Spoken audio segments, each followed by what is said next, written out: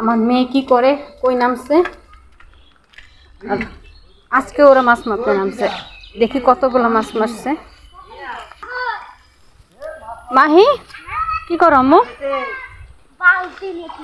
এই ময়লা পানির মধ্যে আমি একদমই নামতে দিব না, জোর করে কান্নাকাটি করে নেমে গেল। কারণ এবার এসে পুকুরে নামে নিয়ে পুকুরের পানি ঘোলা, পানি কম।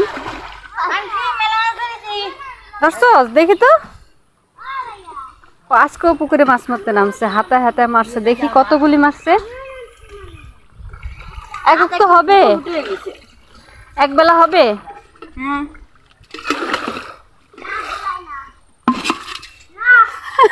হাতে উঠা তো দেখি, বড় গল আজকে উঠে নেয় না, ও দেখি পড়ে না যায়।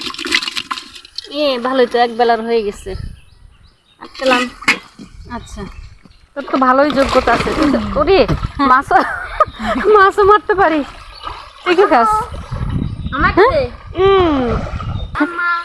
আর তুমি উঠো আম্মু, আমি আমার মেয়ের নামতে দিব না এই ময়লা পানির মধ্যে। তোর বাবা যদি দেখে এই ভিডিও, তোর আপু দাদি ফুফু আমারে খেয়ে ফেলবে। যে মাই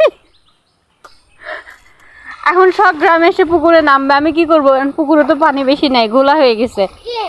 এখন এটার ভিতরে গোসলখানায় নিয়ে শ্যাম্পু দিয়ে